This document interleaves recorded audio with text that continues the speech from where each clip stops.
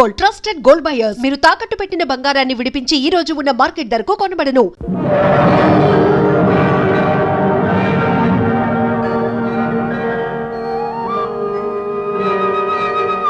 పరమాత్మ విదురా,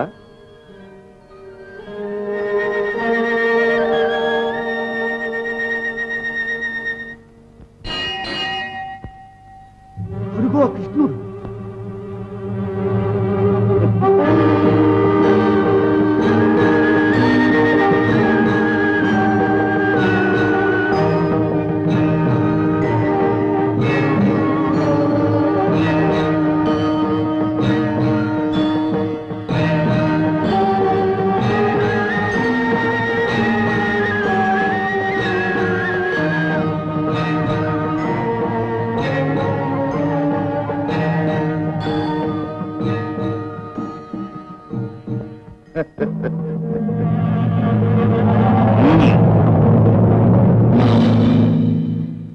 అరే, అంత తొందర ఏమిటి దుర్యోధన? నీకోసమేగా నేను ఇంత దూరం వచ్చాను. అంతలోనే నీవు సాష్టాంగపడవలనా ఏమి? ఎంతైనా నీ భయభక్తులు, నాపై నీకున్న ప్రేమ నాకు తెలియదాయే.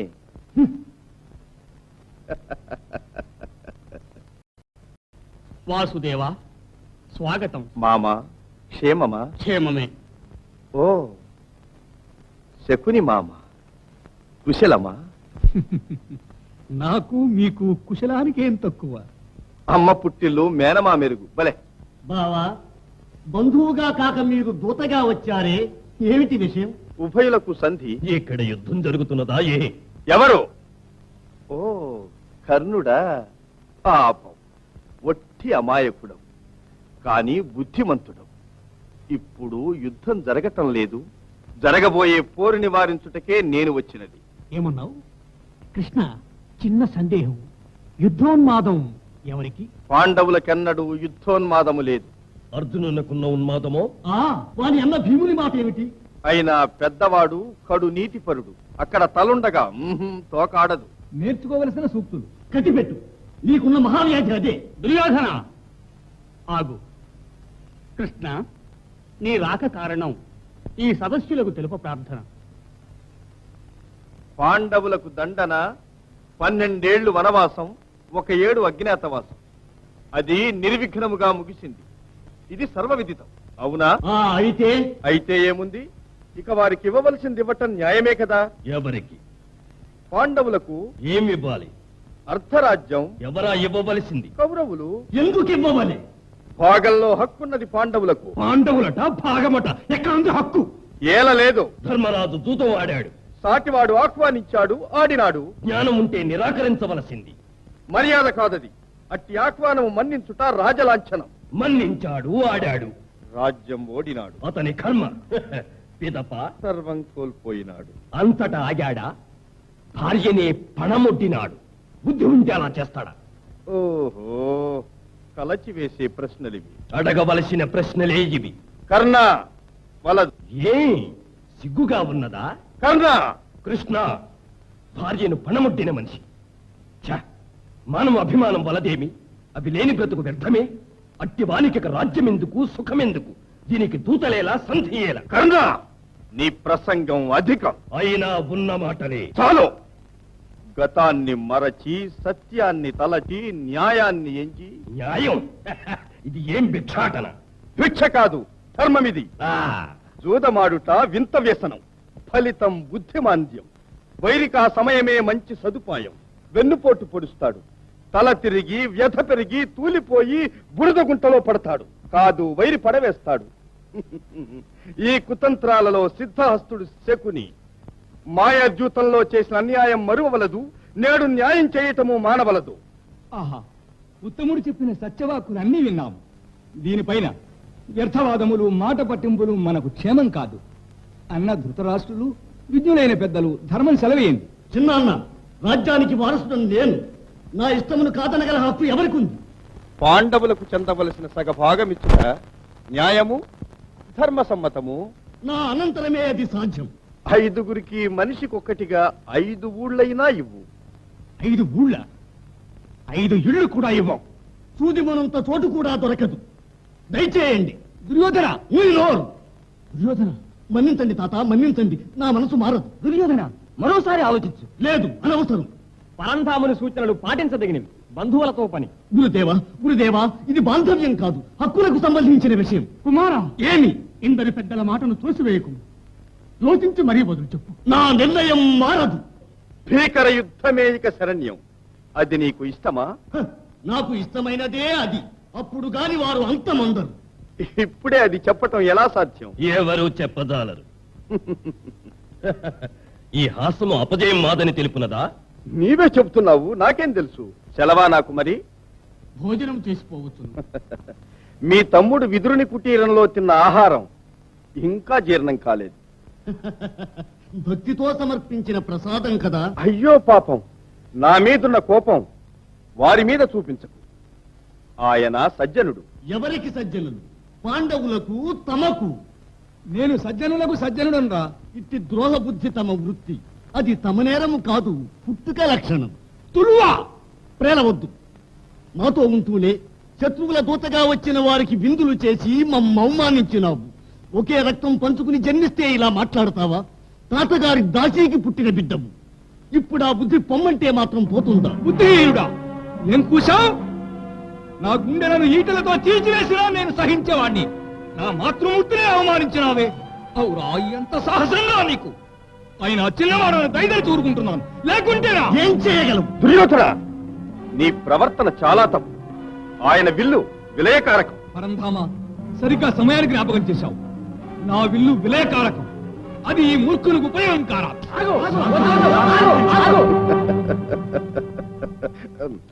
లోకంలో శౌర్యానికి మారుపేరైనట్టి దివ్య ధనుసు విష్ణువు చేతి ఆయుధం. అది ముక్కలైంది. ఇతని శౌర్యము ఒక్కలైంది. దుర్యోధన, ఈ సమయమున నీకు ఈ విపరీత నష్టం శోచనీయం. నా ప్రాణాధికమైన కర్ణుడు నాకున్నాడు. అతన్ని మించిన వీరుడా ఇతడు. తొందరపడకు. కర్ణుని శౌర్యం నేను చూడలేదు, విన్నాను. అయినా ఇంతవరకెన్నో యుద్ధాలు చూచిన వారు భీష్మాచార్యుడు, యుద్ధతంత్రం ఎరిగిన వారు. వారి సహాయం లభించుటే నీకొక మహద్భాగ్యం. కర్ణ, నీవు కోప్పడకు. నిన్ను నేను కించపరిచానని. సరే, నేను మరలిపోవలసిందేగా. పునరాలోచన కావించి సరి అయిన సమాధానం చెప్పగలవా? ఇచ్చినదే మా తుది సమాధానం. మనం తిరిగి కలుసుకోవడం ఎక్కడ? భండన భూమిలో. కృష్ణ, నా బిడ్డలకు 5 గ్రామాలు కూడా ఇవ్వనని పట్టుపట్టాడే దుర్యోధనుడు. ఇది ఏమి న్యాయం? నన్నేం చేయమంటావత్త? న్యాయం వివరించాను, ధర్మం బోధించాను. కాని సూది మొనంత స్థలమైనా ఇవ్వ నిరాకరించారు. సరే, ఇక మన కర్తవ్యం ఏమిటి? నీ బిడ్డలు నీ సొత్తు. భావి కర్తవ్య నిర్ణయం నీది. కృష్ణ, నువ్వు దొంగవు. నన్ను శోధిస్తున్నా. ఐశ్వర్యంలో పుట్టి ఐశ్వర్యంలో పెరిగి ఇందరు వీరపుత్రులకు మాతనై తుదకి పగిది పొట్టకూటికి పరుల పంచల పడి ఉన్నాను. ఇదే అందరికీ మహదానందమైనచో నా ప్రాణాలు పరుల ఇంటనే విడుస్తాను. యుద్ధ నివారణకై నీకు కుటీరవాసమైన సమ్మతమేనని తలచాను. కాని నా ఆశ నిరాశయ్యింది. అత్త అత్త, వద్దమ్మా, వద్దు. అది రాజదృష్టి. ఆ చూపంటేనే నాకు భయం. లోకాన్ని ఏడిపించడమే నీకు ఒక వేడుకైనదే. ఈ అభాగ్య జీవిపై నీకు సానుభూతి కలుగునా? నా బుద్ధి లక్షణం అది. సతతము ఆనందమునే అభిలషించువాడను. సరే, అది అలా ఉంచు. అత్త, యుద్ధం నిశ్చయం, విజయం నిశ్చయం. విజయమా? ఎవరికి? దుర్యోధనుని. కృష్ణ! ఎంత కలవరమత్తా నీకు! దుర్యోధనునికి కాదనేగా నేను అనబోయాను. కృష్ణ, దుఃఖముతో ఇదివరకే నా గుండెలు కుళ్ళిపోయినవి. ఇంక నీ పరిహాసములతో నన్నిలా బాధించవలదు. కర్తవ్యం నీవే చెప్పరాదా? ఇప్పుడిక జయాపజయాలు నీ చేతిలో ఉన్నవి. మళ్ళీ పరిహాసమా కృష్ణ? కాదత్త, యథార్థమే నేను చెప్పేది. ముందు ఇప్పుడు నీ ఒక మాట దాచక చెప్పు. అత్త, కన్య వయస్సులో నీకొక పుత్రుడు పుడితే అతన్ని నదిలో వదిలిన మాట నిజమేనా? కృష్ణ, ఈ విషయము నీ తండ్రికి కూడా తెలియదే. ఎవరు చెప్పారు నీతో ఇది? నా చెలికి ఒక్కతికే తెలుసు. అదెప్పుడో చనిపోయిందే. పాపకార్యాలు దాచిపెట్టిన దాగవత్త, అవి ఎప్పటికైనా బయటపడతాయి. కృష్ణ, నన్ను మన్నించవా? అత్త, సర్వము తెలిసిన వాడవు. తాడు చేసిన ఆ అవినీతికి నేడనుభవిస్తున్న పాపం చాలు బాబు. నన్ను కాపాడు. అత్త, నీ ప్రథమ పుత్రుడు జీవించియే ఉన్నాడు. ఏంటి? నా పుత్రుడు జీవించే ఉన్నాడా? ఆ, ఎవరతను? కృష్ణ, త్వరగా చెప్పు. నీ పుత్రుడే నీ శత్రువు. అర్జునుని తుదముట్టింతునని ప్రతిజ్ఞ పూనియున్నాడే అతడే అతడు, కర్ణుడు. ఎవరు? కర్ణుడు? కర్ణుడు నా పుత్రుడా? అయ్యో, ఒకే రక్తాన్ని పంచుకు పుట్టి ఒకరికొకరు శత్రువులైనారా? కృష్ణ, నీ లీలా వినోదం హృదయ నిర్భేదం. అది అలా ఉంచు. వెంటనే నీవు బయలుదేరి కర్ణునింటికి పో. అవును, నేను అదే అనుకుంటున్నాను. అతన్ని మనతో చేర్చుకున్నట్లయితే శత్రువుల గర్వమణుగుట నిశ్చయం. ఆహా ఆహా, చక్కని ఆలోచన. అత్త, నీ ప్రయత్నం జయప్రదం కావచ్చు. అత్త, అది ఫలించకపోతే ఆ మీదటైనా ఈ విధంగా ప్రయత్నించు. సరే, నా కోరిక నెరవేరదు. పోనీ నీ కోరికే చెప్పు. నీవిటు రాకపోయినా 2 వరములైనా ఇవ్వు అని అడుగు. పరముల? అవును, ఏమిటది? అది రహస్యం. అర్జునుని అంతము చేతునని అతను దుర్యోధనునకు మాట ఇచ్చి ఉన్నాడు. అర్జునుని సంహరించున్నది కర్ణుని వద్ద ఉన్న నాగాస్త్రం ఒక్కటే. అది ఒక్క మారుకు మించి ప్రయోగించనని ఒక్క వరం అడుగమని. అది మొదటి తడవే అర్జునుని అంతం చేయదా? అవును, చేయవచ్చును. అయ్యో కృష్ణ! ఏమిటత్త, యుద్ధంలో నేనుండేది అర్జునుడు ముందేగా. అది జరగకుండా నేను ఉపాయం ఆలోచిస్తాను. దానికి నీవు భయపడవలదు. సరే, ఆ 2వ వరం? అర్జునుని తప్ప మిగిలిన 4 చంపనని అతని వద్ద వాగ్దానం తీసుకో. కృష్ణ, అందువలన కర్ణుని ప్రాణానికేమీ ఆపద రాదుగా? అదిప్పుడు ఎలా చెప్పగలం? ఒకవేళ అతనికి ఆపద వచ్చినా రావచ్చును. ప్రథమ పుత్రుడు, అతని మరణము మాత్రము నా మనసెట్లు భరించగలదు? ఏమైనా నీకు ఆశ అధికం అత్త. పగవారందరూ మడియవలే, నీ పుత్రులు మాత్రం సౌఖ్యముగా బ్రతకవలే. అంతేగా? మానవ మాతృలము, మోహ వివశులము. అత్త, అత్త, నీవు ఒక ధర్మాన్ని మరువవలదు. బలవంతుడుగా ఒకడు జన్మించవచ్చు, కానీ పెంపకం వల్లనే అతడు గుణవంతుడుగాను మారగలడు. అపనిందకు భీతిల్లి కర్ణుని నువ్వు విడిచిపెట్టావు. అతను వెళ్లి చెడ్డవారితో చేరిపోయాడు. కలుపును వేళ్లతో పెకలించబోతూ ఒక్క మొక్కను మాత్రం వదిలివేయడం సాధ్యమైన కార్యమా? కృష్ణ, ధర్మశాస్త్రవేత్తవు నీతో వాదించ భావ్యమా? అయినను పుత్రవాత్సల్యం కదా, నేనేం చెయ్యని చెప్పు. అత్త, వేరెవ్వరూ ఎరుగరు కర్ణుడు నీ బిడ్డని. చేజారిపోయాడు. సద్బుద్ధితో గతం మరచి వచ్చి చేరతాడేమో. ఆ మాట అతన్ని అడిగి చూడు.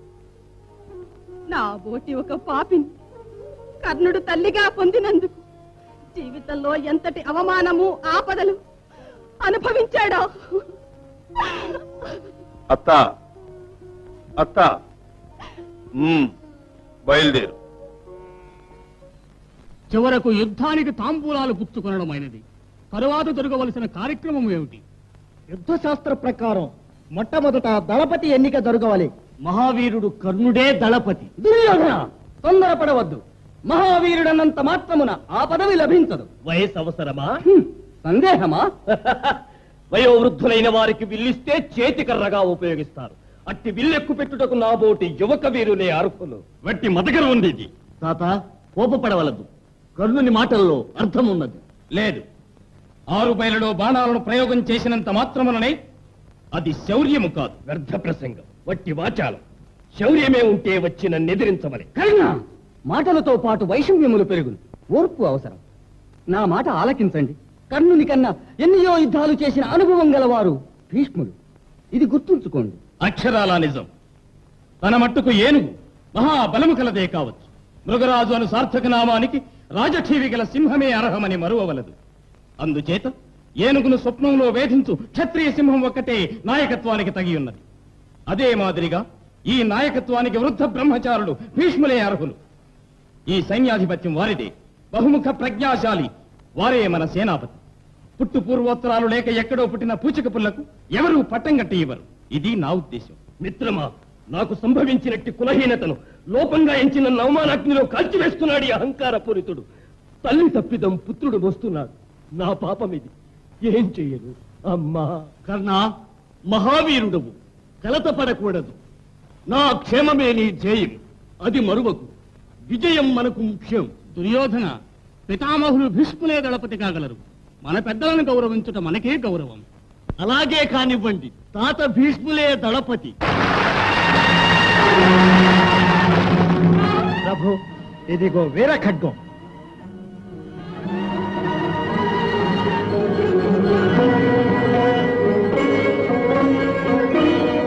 సంతోషం, కృతజ్ఞుడను.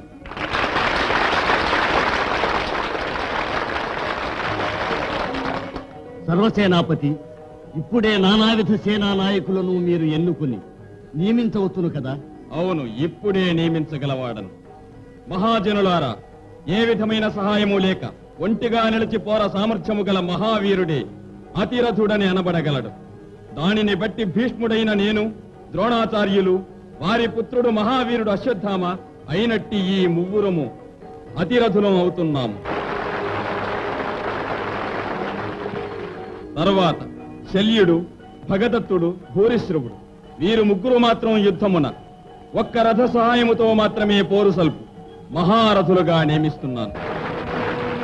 మూడవదిగా 100 మంది సహాయముతో పోరు సల్పు సమరథులుగా కృతవర్మ, కృతలోచనుడు, కనకసేనుడు అయిన ఈ ముగ్గురును కడపంక్తిలో మహాప్రవాహం లాంటి సేన మధ్య నిలబడి పోరు సలుపు అర్ధరథునిగా కర్ణుని నియమిస్తున్నాను. దుర్యోధన!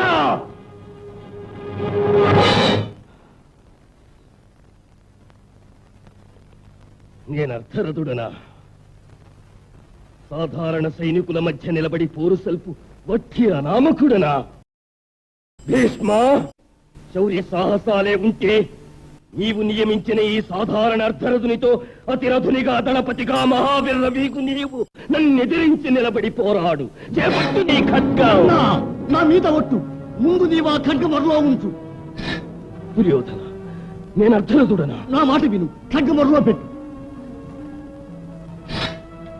భీష్మ, అసూయ కారణముగా పగ సాధించకోరు దుర్బుద్ధివి.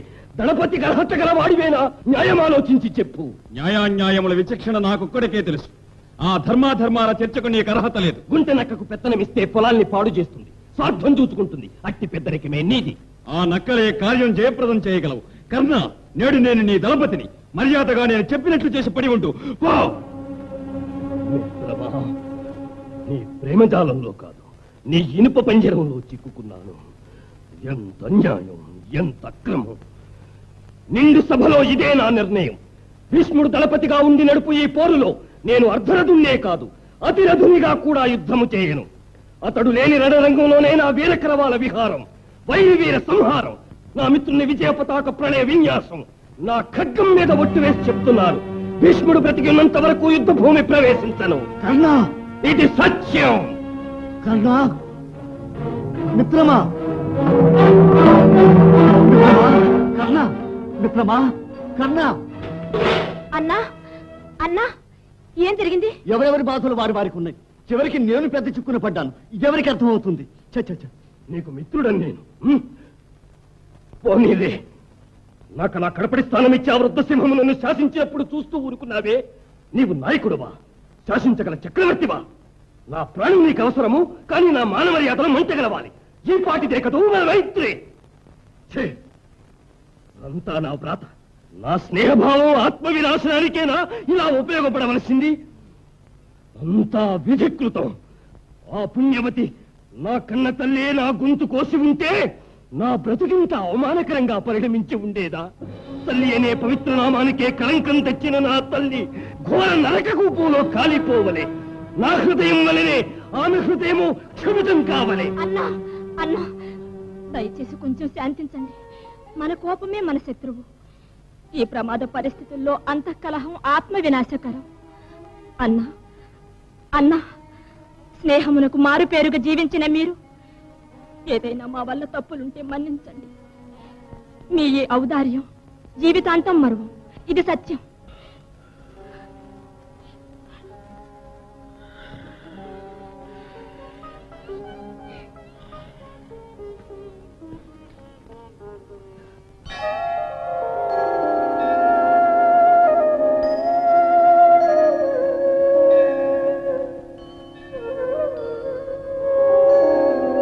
బిడ్డ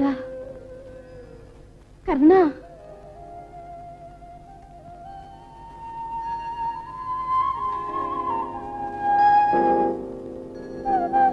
రాజమాత, నేడెంత సుదినము! కుంతీదేవియే నా కోసం వచ్చారు. నిత్యము నా ఇష్టదైవము సూర్యదేవుని సేవించిన ఫలితం నా తల్లి ఓలి నేడు నా ముందు సాక్షాత్కరించారు. రండి, తమ పాదధూళితో నా గృహం పావనం చేయండి, దయచేయండి.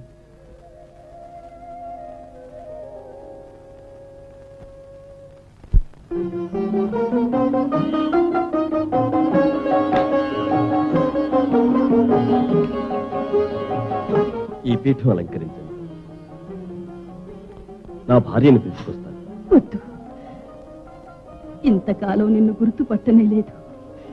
నీతో ఏకాంతంగా మనసారా మాట్లాడవలేను. ఉండు బాబు. పలహారం ఏదైనా తెస్తానమ్మా. నిన్ను చూస్తేనే ఆకలి తీరింది. ఉజ్వలమైన ముఖారవిందం. నా పైన ఎంత వ్యాజమైన కరుణ! వచ్చినది మొదలు మీ కళ్ళలో ఆనందం, మీ నోట మంగళవచనము. నా వడలు జలధరిస్తుంది తల్లి. నా భాగ్యం. కర్ణ, ఈ హృదయం ఉన్నదే, ఇది దేవుని అద్భుత బహుమానం. మానవులు అనుబంధాలు ఆధారంగా ఆశాపాశాలతో దివ్య ప్రేమానురాగాలను వృద్ధి చేయు ఒక ప్రత్యేక యంత్రం. అది మాత్రమేనా? సుఖము కలిగితే సంతోషించడం, బాధ కలిగినప్పుడు విచారపడడం, విచారం తప్పని గమనించి క్షోభించడం, ఇట్టి గుణాలే దాని స్వభావం. అదే వర్ణనాతీత సృష్టి శిల్పం. నీవు జరిగినదేదో తలుచుకొని మాట్లాడుతున్నావు. నా తలంపు అది నిరంతర వేదన. పరిపూర్ణ సలక్షణ సంపన్నుడవైన నీకు వేదనంటే విధి విలాసమే ఘోరమనవలే. కారుణ్యము లేని హృదయం ఒక పడతికి, అది మాతృదేవికి. విధినే సాకుతో నేరస్తులను తప్పించగలం, కాని ఈ మందభాగ్యుని తప్పింప సాధ్యమా? తనయునకు తల్లి చేసిన ద్రోహం ఘోరం. కుక్క బ్రతుకమ్మా నా స్థితి. తల్లి, నన్ను పరికించండి తల్లి, నన్ను పరికించండి. నా కనులు రగులుతున్నవి, రక్తం బుడుకుతున్నది, దేహము వణకుతున్నది, నా కలములు అదురుతున్నవి. ఇది బిడ్డలకు సహజం. ఆ తల్లే ఎదుటి పడితే నా హృదయాన్ని ముక్క ముక్కలుగా నరికి చిత్రవద చేసిన ఆ తల్లిని ప్రాణం తీయుట పాపమా, నరకమా? లేదు, నాకట్టి భయమే లేదు. ప్రతీకారమే నాకు స్వర్గం. బహు పుణ్యవతి బాబు నీ తల్లి. కొడుకు చేతిలో చచ్చే భాగ్యం ఎంతమంది తల్లులకు దక్కుతుంది. నీ చేతిలో చస్తేనే నీ తల్లికి మోక్షం, నీకు స్వర్గం. నీ తల్లే వస్తే నీవు చేస్తానన్న మాటను తప్పవుగా. ఎవరా తల్లి? ఎవరా తల్లి? తెలిస్తే చెప్పండి. ఆ తల్లిని నీవు ఎక్కడెక్కడో వెతకవలేనా? ఇదిగో నేనే ఆ పాతకి, నేనే నీ తల్లిని.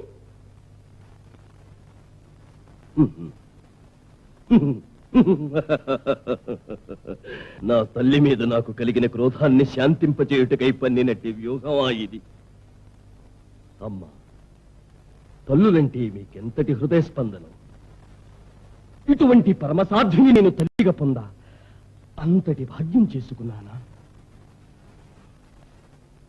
అయ్యయ్యో, పాపాలన్నిటికీ నిలయమైన నా మీద ఎంతటి కరుణ నాయనా నీకు! కరుణ, నన్ను నమ్ము. బాబు నీ తల్లి, ఇది సత్యం.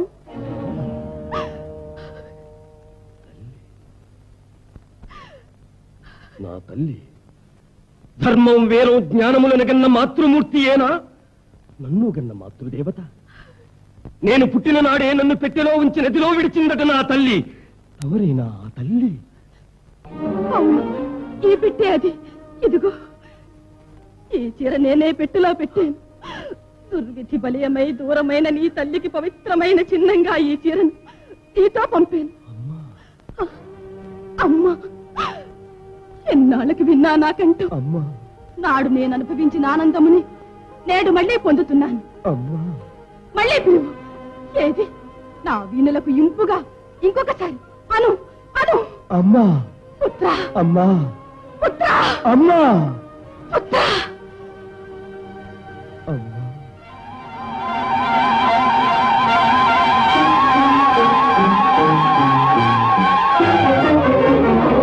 బిడ్డ, కన్నా, బాబు, బాబు, అమ్మా, అమ్మా, నా బాబు. దుర్విధి నాడు నన్ను పాతకిని చేసినది. మన ఇరువురుము ఈ నేరానికి బాధ్యులం కాదు. ఇదే నీకు వెల్లడించవలసిన విషయం. పేరు వివరములు అడగవద్దు. నాకే వివరములు వద్దమ్మా. తల్లే కావాలమ్మా. అమ్మా, అమ్మా, నీకోసం ఎక్కడెక్కడో వెదకి వేసారిపోయినాను. ఎన్నో విధముల శోధనలు చేశాను. ఆ శోధనల్లో ఎందరో తల్లి పేరుతో ఈ చీర ధరించవచ్చి ఒడలు దహించ తిరిగిపోయారు. నీ తమ్ముల 5 కంటే పెద్దవాడవు కాన నీవు వచ్చి వారితో కలిసి ఉండవని. ఆ దుర్యోధన కూటం నీ శత్రువులు కావాలని. ఇది అన్యాయం అమ్మా, ఇది అన్యాయం. ప్రాణాధికమైన చెలిమిని త్యజించి కృతజ్ఞుణ్ణి కావాలనడం న్యాయం కాదమ్మా. మనం గుర్తించని కాలంలో వారితో చెలిమి కలిసింది. తెలిసిన మీదట చెలిమి కన్నా రక్తపాశానికి ప్రాధాన్యం ఇవ్వాలి. ఇది న్యాయమైన మాట? ఏం తల్లి, న్యాయమైన మాట? రక్తపాశం గల నావారే నన్ను పారవేసినప్పుడు ఎవరో ఒక వ్యక్తి రక్తపాశం ఉన్నవారి వలె నన్ను చేరదీశాడే, అతడు నా దైవము కాడా? అయ్యో, భరించలేని ఈ సూలముల వంటి మాట. అమ్మా, నన్ను మన్నించండి తల్లి. తమని బాధ పెడదామని కాదమ్మా. నేను తల ఎత్తుకుని తిరగలేని రోజుల్లో నాకు రాజ్యం ఇచ్చాడు. రాజపుత్రితో పెళ్లి జరిపినాడు.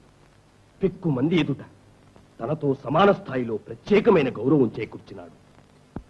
అంతకంటే విచిత్రమైన ఒక అనుభవం వినండి తల్లి.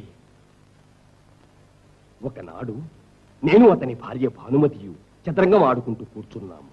నా వెనుక వైపు వస్తున్న అతన్ని భానుమతి చూచి వెంటనే లేచినది. అది తెలియక నేను ఆమె వడ్డాణమును పట్టి ఆపినాను. ఆ కటిహారం చటుక్కున తెగి ముక్కలు కాగా ముత్యాలు క్రింద రాలినవి. అయ్యో సిద్ధప్ప, ఏమున్నది? అతడు అపరదైవమమ్మా, అపరదైవము. రాలిన ముత్యాలు చేర్చడవా కూర్చడవా అని అంటూ ముత్యాలను మాలగా గుర్తబోయినాడు తల్లి. ఆహా, దుర్యోధనునికి అంత ఉదారమైన హృదయమా? లోకానికి అతడేమైనా గాని నాకతడు సాక్షాత్తు దైవం. ఆ దైవాన్ని విడిచి నేడు వచ్చిన తమ్ములతో చేరడం న్యాయమా తల్లి?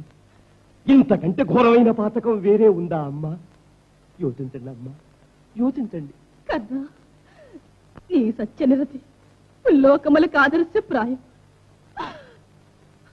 నువ్వు అతనితోనే ఉండు, కానీ నాకు 2 వరములు ఇవ్వు.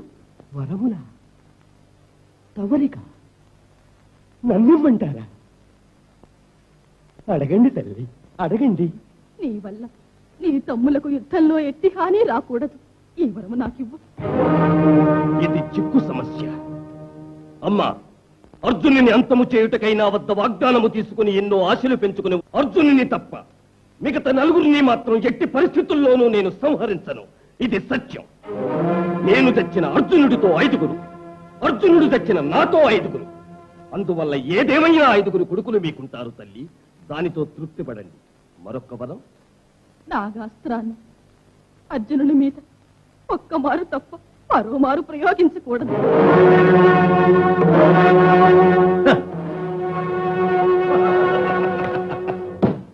గట్టి పన్నుగడ. దైవసముడైన అయిన హితైషి ఎవరో సూచించిన దారి ఇది. ధర్మమే జయం. లిఖితం ఎలా ఉందో ఆ ప్రకారం జరుగుతుంది. నా పట్టుదల వల్ల ఫలితం అలాగే తల్లి. అర్జునుని మీద నాగాస్త్రం 2వ మారు ప్రయోగింపను. ఇది సత్యం. కలకాలం వర్తిల్లు. నాకు ఆ వరాన్ని దేవుడు అనుగ్రహిస్తాడు. అమ్మా, నాకు మీరు కూడా మనసారా 2 వరములు ఇవ్వాలి. నీకు నేను వరములివ్వనా? వరములిచ్చే భాగ్యమా నాకు? ఏమిటది?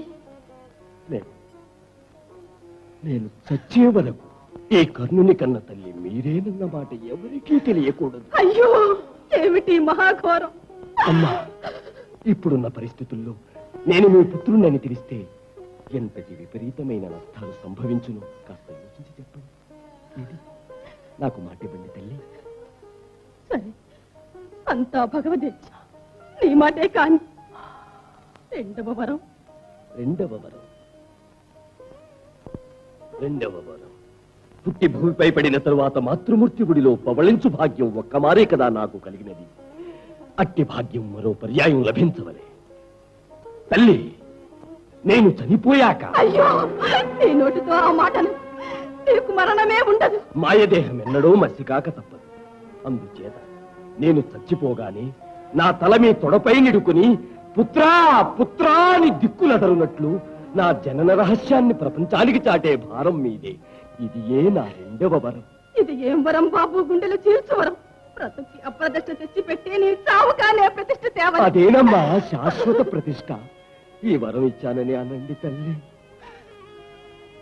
అలాగే, ఆ ప్రకారమే కాని బాబు. తల్లి, నేను వస్తాను మరి. పొండి తల్లి.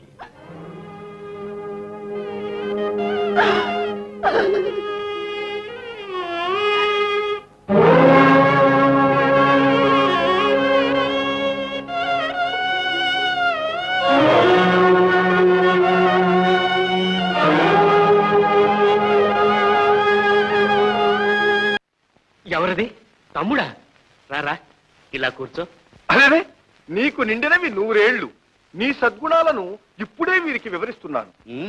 అందుకు సందేహమా? సహదేవ, నీతో ఏకాంతంగా మాట్లాడవలే. అవశ్యం.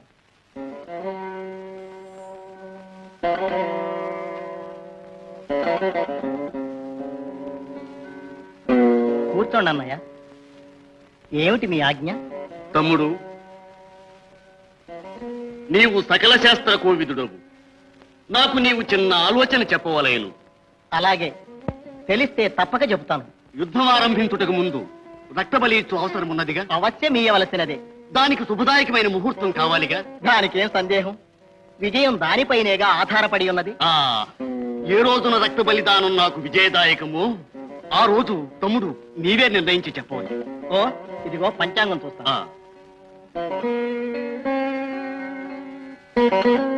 అమావాస్య నాడు బలి ఇచ్చి యుద్ధం ఆరంభించిన తమకు విజయం తథ్యం.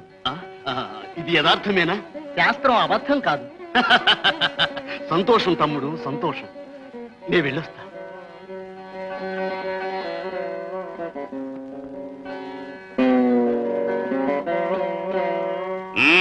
పొగరా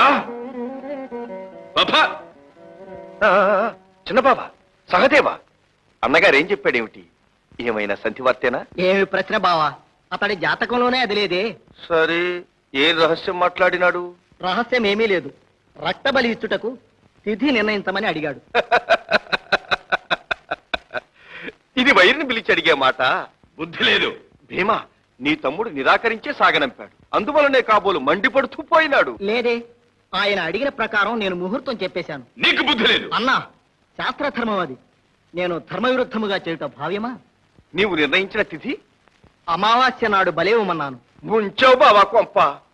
ధర్మజ, యుద్ధ ఫలితము వేరే అడుగవలయునా? ఆ రోజున బలి ఇచ్చిన దుర్యోధనునికే విజయం నిశ్చయం.